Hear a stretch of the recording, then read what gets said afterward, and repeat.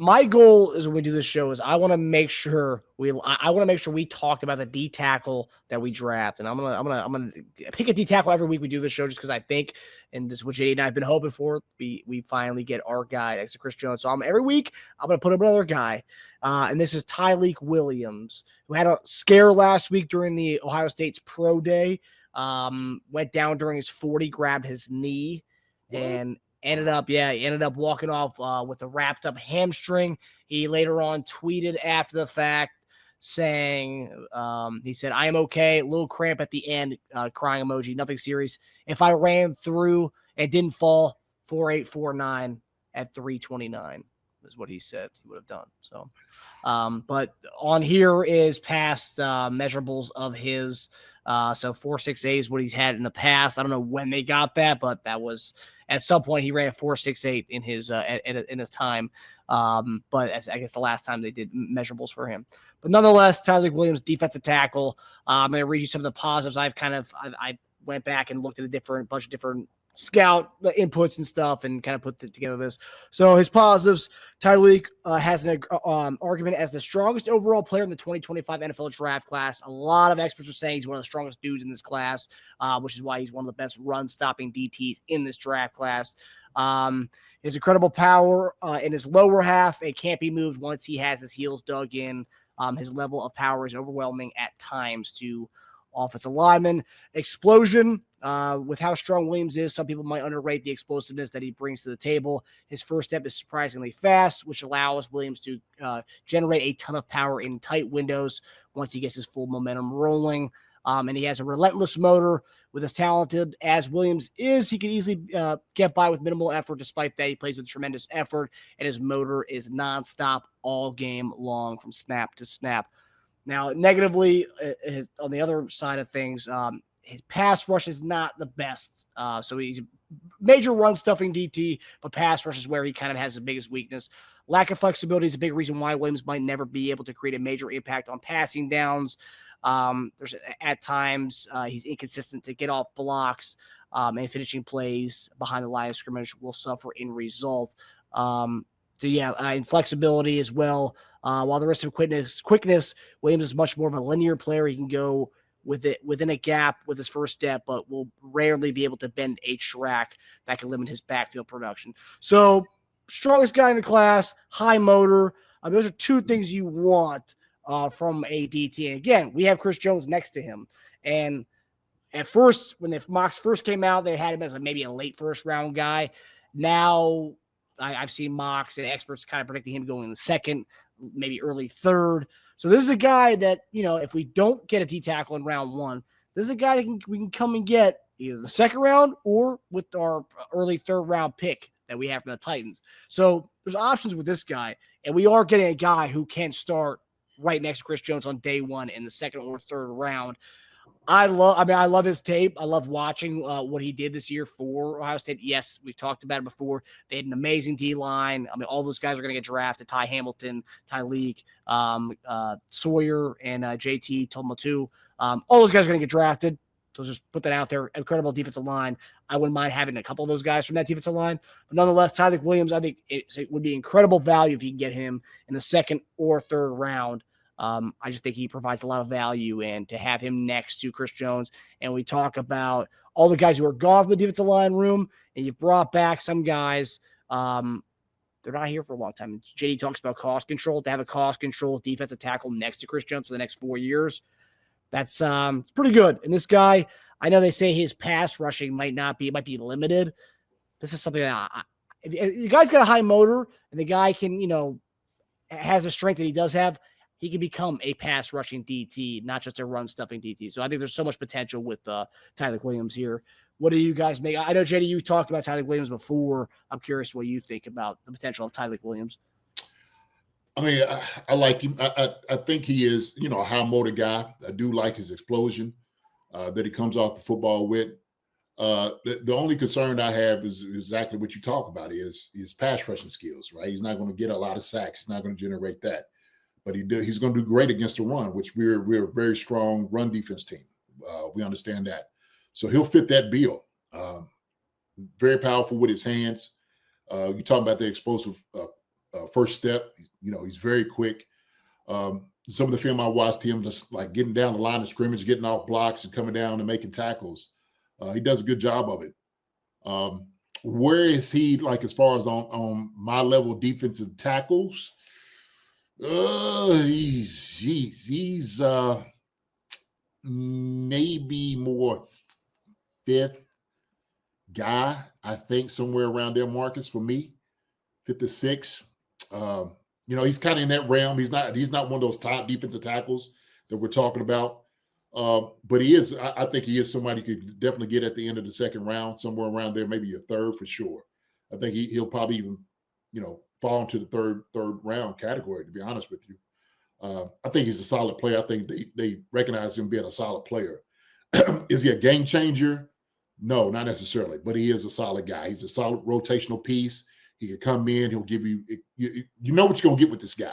Put it that way, okay? You know exactly what you're going to get with him. And so he's not going to wow you. He's not going to wow you with numbers. We were talking about that with Mike Pennell, right? He ain't going to wow you with a whole lot of numbers, but he's going to do a solid job. When he shows up, he's going to show up. And so with the type of motor that he has, he's going to make plays. You definitely need a guy like this. You definitely utilize a guy. Let me put it that way. You definitely utilize a guy that has this type of skill set, man. So I like Tyleik Williams, but I think he's kind of, like I said, maybe he's fifth or sixth best defensive tackle out there as far as like what he can do. So, but like you said, if we don't draft him in round one, getting him in the second or a third round, that's a guy, because like you said, we know what we're going to get from him. May not be the sexiest of a box score, but we know he's doing his job when he's in there.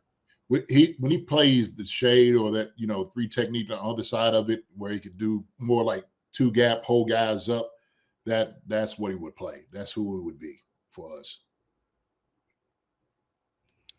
Tej, your thoughts on Tyleik Williams, my man? I don't think there's any way he's getting out of the second round. I think he's like in the 40s or like low 50s. Any team in the middle of the draft who decides to go with another position who also need a DT, I think they're looking at him going, we'll if he's there, we'll take him in the second round. I like Tyleik Williams a lot. He's also a Nova boy, Marcus, from Manassas. Yeah. I like Tyleik a lot. He's very similar to one of the guys I showcased earlier, Jordan Phillips. Just better, like a better version of Jordan Phillips, just more dominant. It's like a 2-gap wall. Some of the best quotes I read is he redirects running backs for a living, is what they said about him. He doesn't look the part; he is the part. A force in the middle. He stacks and sheds, and he just wears interior linemen down. He'll just wear you down by game end. You'll be just exhausted facing him all game. Just a 2-gap wall. Strength. He has a great base. He was 360 at one point at Ohio State. Lost some weight. Got down to what? He's like 335 now. Pass rush is a problem, but you're not drafting him for pass rush, right? You're drafting him to redirect running backs, like the quote said. Like that's what you're drafting him for. Do you hope to develop that down the road? He's got some of it there. Most of the time one of the quotes I saw was that if he doesn't win on that first gap shoot with his first step, he's not going to get to the quarterback, right? Like he needs to hit that gap. He doesn't have a lot of counter moves. It's just not his thing. He's just not a pass rusher. I mean, he can build that over time, but again, I think he knows what his bread and butter is, and it's to stop the run. And that's what I think any team drafting him in that second round, that's what they're going for.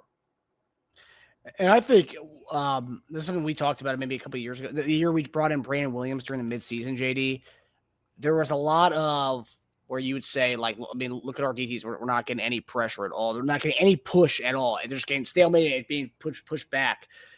And that was – I don't want to name any names, but one of the guys who just got signed by another team, by the Jets this offseason, no longer with us anymore. And And I think I'll name names. Okay. he's no longer with us anymore. But I think that the one of the things that stand out about him by his film and what all the experts are saying is that his motor is nonstop all game long. He's going to be in your face. Mhm. That's something we haven't lacked next to Chris Jones. We've had to go out and get veterans midseason, Brandon Williams to come in to give us that kind of juice, to kind of give us that stalemate, the guys that can continue all game long. And I think that is a huge value. And again, like you said, we talked about Pinnell. It's not that's not a stat that you can kind of showcase and put a number on it like we have at the top right there. But that is something that we've lacked as having an opposite next to Chris Jones and being able to get him. That's like really invaluable for us. Yeah, he definitely fits the bill, like you said, for what he does. Like I said, you know what you're getting. You know what you're getting with him. You know, there's no question about it. Well, maybe can he get 6 or 7 sacks? Like, no, he's not. That's not what he's going to do. And that's the thing. Or if this is what you want, then that's what you're going to get, pure and simple. So it is a run stopper. Yes, you're going to try to keep the guys off the linebackers. Absolutely. So both those guys can run around. Sure, why not? Do you want somebody, or do you want somebody that can do a little bit of both? Right? No, man. He's a good player. He's an absolute good player. Yeah, what you see is what you get with him. And Sid McBride at 22, he's just a baby, and if we like him, we can keep him for a long time. There you go. The cost control aspect of getting a guy like that. Yeah. That's if we're tired of the 1 year. The 1 year, yeah. Mm-hmm. And we can find our Mike Pinnell at the age of 22 and keep him forever. There you go. Yeah. All right, now we're going to get to. Also, I saw YB Never says this. He will surely slip with a hamstring issue. It was just a cramp. But JD, optics wise, a guy falling during his 40 and like kind of like getting a wrap after that, does that hurt his value at all? Or no? I mean, he said it was just a cramp, and obviously it wasn't anything serious. Oh, sure. This sucker shouldn't even been running the 40. Yeah. Man, hey, I give a damn if you run a 4.6 or a 5.2. All I need for you to do is bench press centers and guards. That's it. That's all I need for you to do. You can do that. Yeah, that's what we paying you for. Hey, I get it, big fella. You want to be fast over here? Go have a seat. That's what you need to do. Go have a seat.